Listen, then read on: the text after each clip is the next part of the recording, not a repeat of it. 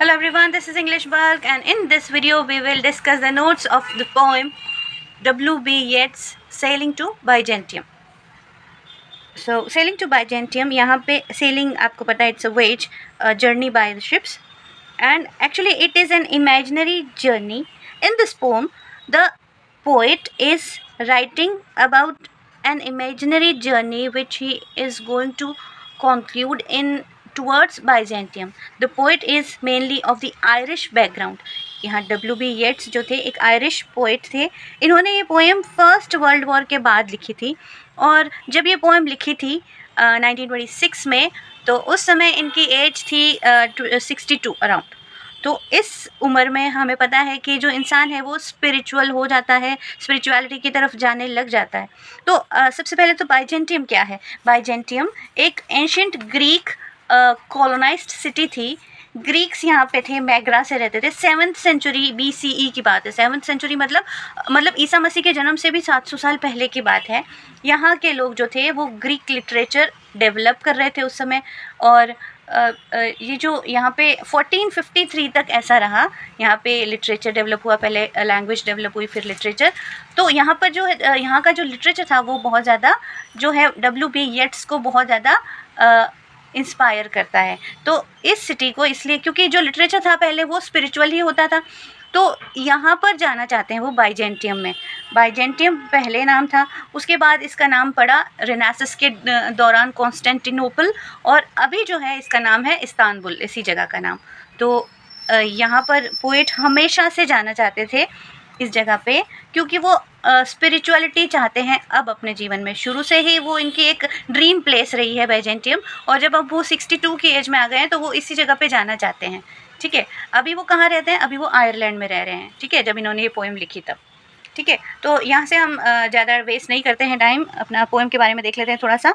Poem में जो Byzantium है वो सिंबल ऑफ गॉड है ना, सिंबल ऑफ स्पिरिचुअलिटी है. और यहाँ पे 32 लाइन्स हैं इस पोएम में. 4 स्टेंजा हैं, हर एक स्टेंजा में 8 लाइन्स हैं. सो 4 × 8 32 लाइन्स हो गई. और मीटर इसका बात करें तो आयम्बिक पेंटामीटर है, 10 सिलेबल्स होते हैं जिसमें. और इसकी जो ओटावा राइमा इटालियन स्टेंजा है ना, इटालियन स्टाइल में स्टेंजाज हैं, जिसकी राइम स्कीम है AB AB AB and CC. ठीक है, राइम स्कीम देख लेते हैं हम. ये देखो, ये पोएम की लाइन्स मैंने लिख ली है. लास्ट वर्ड देखो राइम स्कीम के लिए, यंग ट्रीज, सॉन्ग, सीज. तो यहाँ देखो यंग, सॉन्ग और long, trees, seas, dies. S sound आ गया. तो क्या राइम स्कीम हो गई, AB AB AB and then we have neglect, intellect, CC. ठीक है, तो ये इटालियन राइम स्कीम हो गई. The poet's youth was over. He was 61 years old. He did not like to see the young people in the Ireland because they were neglecting the old people. चलो start करते हैं. Okay, this is the first line of the poem. That is no country for old man. Starting में negative, no country, litotes का use किया है ना, negative का use करना इन्फ्लुएंस में. ये कोई देश नहीं है ओल्ड लोगों के लिए. So that refers to the Ireland. ये देश जो है ओल्ड लोगों के लिए नहीं रहा है. द यंग, यहाँ से शुरू हो गई next line. The young in one others arms. यहाँ सिर्फ यंग पीपल रहते हैं जो सिर्फ एक दूसरे की बाहों में रहते हैं. Birds in the trees, even birds भी यही काम करते हैं. दोज डाइंग जनरेशन मतलब पोएट जो है वो सभी को कह रहा है कि ये सारी जो डाइंग जनरेशन है, एक दिन इन सबको मरना है. सो एट देयर सॉन्ग, सारे के सारे अपने सॉन्ग को गाने में लगे हैं. और ये वाला सॉन्ग कौन सा है, सेंशुअल म्यूज़िक, सेंस, जिसमें सेंसेस कौन से होते हैं, हमारी जो सेंस ऑर्गन्स हमने पढ़ाई है, हर क्लास में पढ़ते आए हम बचपन से. सेंस ऑर्गन्स हमारी आइज़, नोज़, हमारी स्किन, हमारी टंग, है ना, ये सारे. तो ये सारे जो हैं अपने सेंसेस को सेटिस्फाई करने में लगे हुए हैं सारे यंग पीपल. तो यहाँ पे ओल्ड मैन का तो कोई काम ही नहीं है इस देश में. द सैल्मन, अच्छा यहाँ पे पहले बर्ड्स की बात हुई, अब वापस salmon fish, the mackerel, the crowded seas. अच्छा, सैल्मन फिश जो फॉल्स में, जो झरनों में रहती है, मैक्रेल जो समुद्र में रहती है, ये सब भी अपने सेंशुअल म्यूज़िक में लगे हुए हैं. अच्छा, यहाँ पे जो फिश है ये सारे वाटर एनिमल्स को सिम्बलाइज़ करती है. तो यहाँ पे मेट्रोनोमी है. और फाउल जो है सारे एयर वाले जो एनिमल्स हैं उनको सिम्बलाइज़ करता है. फ्लैश, यहाँ पे देखो होल के लिए 5 यूज़ किया है, तो सिनेक्डक यूज़ किया है. तो fish, flesh and fowl. Fish water animals, flesh land animals, and fowl और air animals that were living in the air. Command all summer long. सब के सब पूरी समर्स में, मतलब कि पूरे सीज़न में ही जो है अपने सॉन्ग को गा रहे हैं, अपने सेंशुअल म्यूज़िक की तरफ लगे हुए हैं. किसी को भी जो है स्पिरिचुअलिटी नहीं चाहिए, ईश्वर की तरफ नहीं जाना है, किसी को मोक्ष की नहीं चाहिए. सब अपने सेंसेस को सेटिस्फाई कर रहे हैं, बस अपनी सेंशुअल सेटिस्फेक्शन चाहते हैं. यहाँ तक समझ में आया होगा. चलें आगे. Whatever is begotten, जो भी यहाँ बीज की तरह आया है, बॉर्न हुआ, जन्म हुआ और डाई हो जाएगा. सारे के सारे जिनका जन्म हुआ है, जो मर जाएंगे एक दिन, वो सब के सब सेंशुअल म्यूज़िक में लगे हुए हैं. अच्छा, यहाँ एलिट्रेशन भी है इस लाइन में, है ना, बी बी बी ना. Then caught in that sensual music, सभी सेंशुअल म्यूज़िक में, इस सेंशुअल सॉन्ग में लगे हुए हैं. All neglect monuments of unageing intellect, सब बस अपने आप में अपने सेंसेस को सेटिस्फाई करने के लिए लगे हुए हैं. किसी ने भी यहाँ पर जो आसपास जो आर्ट है, जो पुरानी बिल्डिंग्स है, उनमें जो आर्ट बनी हुई है, जो हमारा जो लैटिन लिटरेचर, जो हमारा पुराना जो साहित्य है, जो हमारे भारत में ही देख लो, जो हमारे वेद है, हमारी जो संस्कृति है, उसकी तरफ कोई ध्यान नहीं देता. सब सिर्फ अपने सेंसेस को सेटिस्फाई करने में लगे हुए हैं. अनएजिंग इंटेलेक्ट, इंटेलेक्ट मतलब इंटेलिजेंस, ठीक है. अनएजिंग मतलब जो कभी ख़त्म नहीं होती. देखो यहाँ पे वही जॉन किट्स की तरह बात करते हैं येट्स. जो आर्ट है वो परमानेंट है, ठीक है. लाइफ, इंसान तो मॉर्टल है, वो तो एक दिन मर जाएगा, ख़त्म हो जाएंगे जीव सारे. लेकिन जो आर्ट है वो परमानेंट है. कोई पेंटिंग है तो वो कभी ख़त्म नहीं होती. उस पेंटिंग में अगर किसी ने कोई सुंदर सी जवान लड़की बनाई हुई है तो वो हमेशा जवान ही रहेगी. तो ये क्या है, परमानेंस ऑफ आर्ट है. आर्ट जो होती है वो हमेशा अनएजिंग होती है, उसकी कभी उम्र नहीं बढ़ती आर्ट की या लिटरेचर की. तो कोई भी अनएजिंग इंटेलेक्ट की तरफ तो देख ही नहीं रहा, सब अपने सेंसेस को सेटिस्फाई करने में लगे हैं. अच्छा, आगे देख लेते हैं. मेटाफर है यहाँ पे, है ना, अनएजिंग इंटेलेक्ट. अमरता भगवान से मिलेगी, ठीक है, लेकिन उस तरफ किसी ने ध्यान नहीं दिया. अनएजिंग इंटेलेक्ट मतलब इमॉर्टल नॉलेज. क्या सिंबलाइज करता है? Unageing intellect means immortal knowledge. Next paragraph देखते हैं. An aged man. अब यहाँ आयरलैंड में, जहाँ शुरू में बात हुई थी, आयरलैंड में एक एज्ड मैन अगर है ना, बट अ फाल्ट्री थिंग. एक एज्ड मैन बस एक फाल्ट्री थिंग है, इनसिग्निफिकेंट थिंग है, बड़ी तुच्छ सी फालतू चीज़ है, कोई ध्यान नहीं देगा उसकी तरफ अगर कोई एज्ड हो गया है तो. टैटर्ड कोट, यहाँ मेटाफर है. ओल्ड मैन को, ओल्ड पीपल को कंपेयर किया है एक फटे हुए कोट से, टैटर्ड कोट से ना, डायरेक्ट कंपैरिजन है, मेटाफर है. और टैटर्ड कोट, ओल्ड मैन, एक एज्ड मैन कुछ भी नहीं है, एक ऐसा कोट है जो एक लकड़ी के ऊपर लटका हुआ है, स्टिक के ऊपर.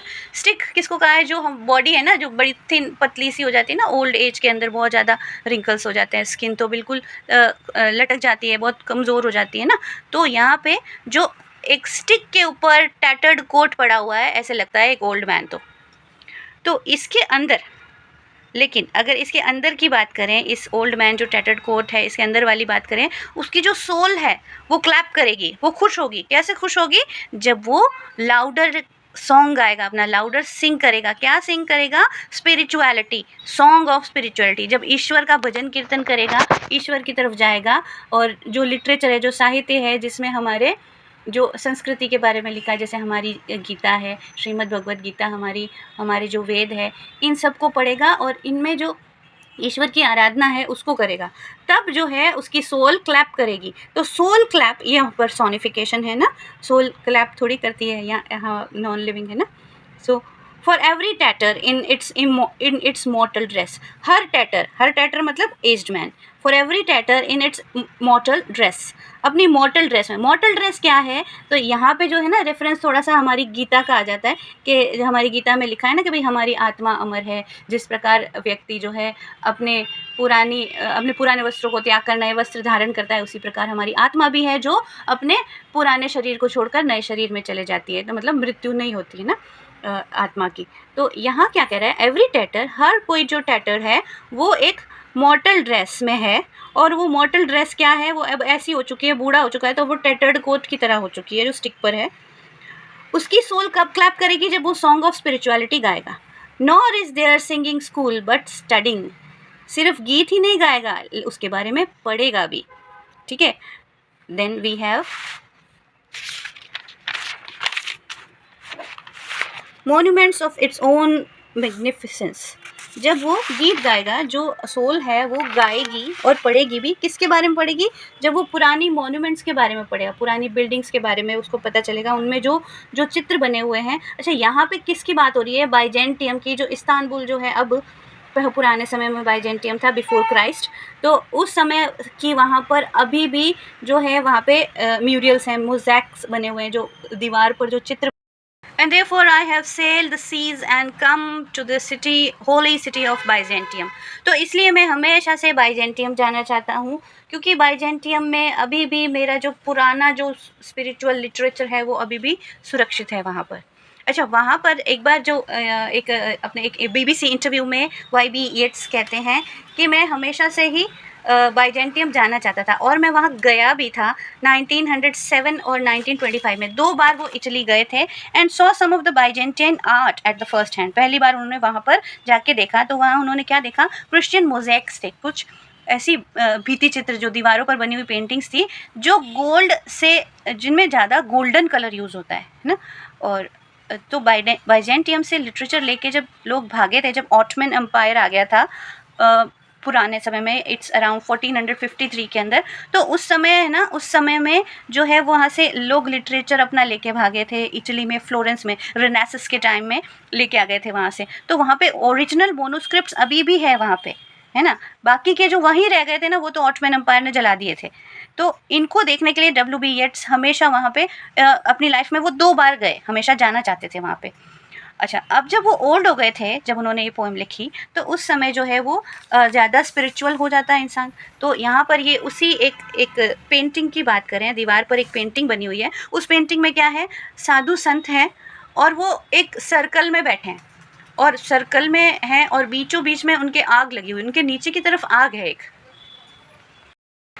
तो 1907 में जब वो इटली गए थे घूमने, तो वहाँ पे अपोलोनियर इन रवीन नाम की जगह है, वहाँ पर उन्होंने देखा कि एक म्यूरियल मोज़ैक बना हुआ है, जिसमें साधु संत हैं और वो एक सर्कल में, एक गायर में घूम रहे हैं, पर्ण में। तो उन्होंने कहा, उनको कहते हैं कि आप इन्हीं को मैं अपना गुरु मनाना चाहता हूँ। अब इसमें देखो क्या कहते हैं, ओ सेजेस, डायरेक्टली उसी पेंटिंग का रेफरेंस आया यहाँ पे, और उसे डायरेक्टली जो है एड्रेस करें, अपोस्ट्रोफी है यहाँ पे। O sages standing in the God's holy fire. Sages, साधु संत महात्मा जो ईश्वर की इस आग में खड़े हुए हैं, as in the gold mosaic wall come from the holy fire पर्न इन द गायर। एक पर्न है, एक आग लगी हुई है, उसमें गोल गोल गोल गोल घूम रहे हैं और उस आग के अंदर से निकल रहे हैं कुछ साधु संत। ऐसी पेंटिंग है एक, है ना, दीवार पर बनी हुई, जिसमें गोल्डन कलर ज़्यादा यूज़ किया। And be the singing masters of my soul. उन्हें एड्रेस करते हुए पोएट कह रहे हैं कि आप ही मेरी सोल के सिंगिंग मास्टर्स बनो, आप ही मेरे गुरु बनो। Teaching spiritual pleasure to my heart, और मेरे हार्ट को स्पिरिचुअल प्लेजर्स दो, ठीक है, स्पिरिचुअलिटी की तरफ ले जाओ। कंज्यूम माई हार्ट, उस आग में मेरे हार्ट को जला दो। Overloaded, because it is overloaded, क्योंकि मेरा हार्ट जो है वो ओवरलोडेड है डिज़ायर से। बड़ी इच्छाएं हैं मेरे हार्ट में, मेरे दिल में अभी भी बहुत इच्छाएं हैं। जब मैं 62 की एज में हूँ, फिर भी बहुत इच्छाएं हैं। जो यहाँ का जो सांसारिक प्रेम है ना, ये मेरे अंदर से निकालो, ठीक है। बहुत सारी नेगेटिविटी है इस संसार की, वो निकालो। फिर से देखें, O sage standing in the God's holy fire, the gold mosaic wall come from the holy fire पर्न इन द गायर। गोल गोल गोल गोल, ऐसे गोल गोल। पर्न का मतलब स्पायरल घूमना ना, गोल घूमना, और गायर का मतलब एक सर्कुलर में एग्जैक्ट मोशन के साथ सर्कल करना। कंज्यूम माई हार्ट, मेरे हार्ट को कंज्यूम करो। चलो हम ये पढ़ चुके हैं। My heart is overloaded with materialistic gains but my soul is spiritually uplifted, so the sages burn my heart in such a way that it can ignore all the materialistic pleasures that are fastened tightly with me, ठीक है। तो इन्हीं से कहता है कि मेरे heart को भी प्योर बना दो अपनी तरह। इट नोस, अब ये बहुत इंपॉर्टेंट लाइन, इट यहाँ पे क्या है? इट यहाँ पे आया रेफर करता है हार्ट से, हार्ट ऑफ WB येट्स, और इट नोस, वो जानता है। तो यहाँ पर्सोनिफिकेशन भी हो गया है ना, नॉन लिविंग थिंग है heart. It knows not what it is and gather me into the artifice of eternity.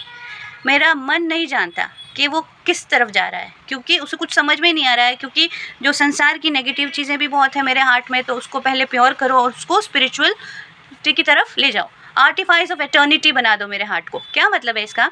कि जो पोएट है वो खुद जो है कुछ ऐसा करना चाहते हैं जिससे कि उन्हें बाद में भी याद किया जाए, वो बिल्कुल इमॉर्टल हो जाए अपने वर्क से, अपने लिटरेचर में कुछ ऐसा करना चाहते हैं जिससे वो भी इनमॉर्टल हो जाए, ठीक है।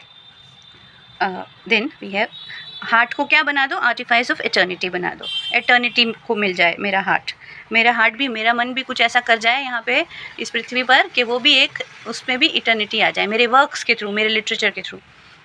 वंस आउट ऑफ नेचर, अगर मेरे हार्ट को आपने प्योर कर दिया और मेरा हार्ट जो है स्पिरिचुअल हो गया, मैंने मोक्ष को प्राप्त कर लिया, तो आउट ऑफ नेचर मतलब मैं यहाँ नेचर से तो बाहर निकल जाऊँगा, फिर मैं वापस इस पृथ्वी पर नहीं आऊँगा। एक बार अगर मैंने इस देह को त्याग दिया और मैं सिर्फ मोक्ष की तरफ चला गया, ईश्वर की तरफ चला गया, once out of nature I shall never take my bodily form from any natural thing.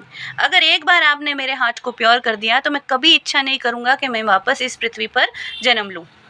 Okay, once out of nature I shall never take my bodily form any from natural thing, ठीक है। किसी भी मॉर्टल इंसान, किसी भी मॉर्टल जीव जंतु, किसी भी तरह का मैं वापस पृथ्वी पर आकर जीवन नहीं जीना चाहूँगा किसी भी मॉर्टल थिंग से। But such a form as a Grecian goldsmith make, मुझे ऐसा बना दो जैसा कि ग्रेशियन गोल्डस्मिथ ने बनाया। अच्छा, ग्रेशियन गोल्डस्मिथ यहाँ पे क्या है, ये एक अल्यूजन है ancient artisans of Byzantium. Byzantium शहर जब वो बाइजेंटियम नाम का था, है ना, ईसा मसीह से भी 700 ईयर्स बिफोर, तो यहाँ पर क्या है, इंट्रिकेट एटर्नल वर्क्स बने हुए हैं, art like golden mosaics, golden colour की पेंटिंग्स है जिसमें जो गोल्डन उसको एनेमल किया गया, कलर ज़्यादा गोल्डन ही यूज़ किया गया, तो इसलिए वो गोल्डस्मिथ हो गया। तो वो गोल्डस्मिथ जैसा मुझे बना दो मेरे हार्ट को। और वहाँ पर यहाँ कहा जाता है कि भाई एक यहाँ एक है ना, एक राजा का महल है, वहाँ पर ऐसी एक पेंटिंग बनी हुई है जो पूरी गोल्डन है, वो उसमें गोल्ड का ही ट्री है, उसमें गोल्डन और सिल्वर कलर की बर्ड्स हैं। तो मुझे ऐसा बना दो जैसे इस तरह से सोने और चांदी की तरह जो होते हैं ना, तो मेरे हार्ट को भी आप इसी तरह से बना दो जैसे ग्रेशियन गोल्डस्मिथ्स बनाते थे। ऑफ हैमर्ड गोल्ड, वो ठोक ठोक कर सोने को जो है शेप देते थे, गोल्ड एनेमल करते थे, उस पर पॉलिश करते थे। To keep a drowsy emperor awake, हर समय वो काम करते रहते थे, ठक ठक करते रहते थे अपने हैमर की। तो क्या है, ड्रॉसी एम्परर, अगर एम्परर को कभी नींद भी आती तो वो सो नहीं पाता उनकी आवाज़ से, ठीक है। और सेट अप अ गोल्डन बो टू सिंग, और मुझे उसी पेंटिंग में जैसे गोल्डन ट्री के ऊपर जो गोल्डन बर्ड्स बैठी हुई है, मुझे उसी ट्री पर बैठना है और वहाँ बैठकर मुझे सिंग करना है, मुझे गाना गाना है। कौन सा गाना गाना है, स्पिरिचुअलिटी का, ईश्वर का मुझे भजन करना है। To lords and ladies of Byzantium, और ताकि मैं अपनी स्पिरिचुअलिटी का जो गीत है बाइजेंटियम में रहने वाले सारे राजाओं को सुना सकूं। यहाँ पे lords and ladies of Byzantium, ये भी एक मेटाफर है। ऑफ व्हाट इज़ पास्ट और पासिंग और टू व्हाट कम, और मैं ऐसा गीत गाऊंगा स्पिरिचुअलिटी का जिससे आपको पता चल जाएगा कि पास्ट में जो हुआ वो क्यों हुआ, जो हो रहा है वो क्यों हो रहा है, और जो आने वाला है वो क्यों आ रहा है, ठीक है। मतलब स्पिरिचुअल नॉलेज मिलने पर ही हमको पता चलता है कि जो हमारा पास्ट है वो असल में कैसा था। कुछ गलत भी हुआ जब हमें उस समय गलत लगता था, लेकिन एक समय आता है जब हमें ये लगने लग जाता है कि जो भी हुआ सब कुछ अच्छे के लिए ही हुआ था, और हमें जो है वो जो भी हुआ था वो कुछ हमें ईश्वर जो है मजबूत बनाना चाहता था, इसलिए शायद हमें कुछ रुकावटें, कुछ तकलीफ़ें दी थी। तो ये थी पोएम, ये लास्ट लाइन इसकी, और कुछ मैंने इसकी लिटरेरी डिवाइसेस रेड पेन से लिखे हुए हैं। होप आपको ये समझ में आया होगा, and don't forget to like and subscribe.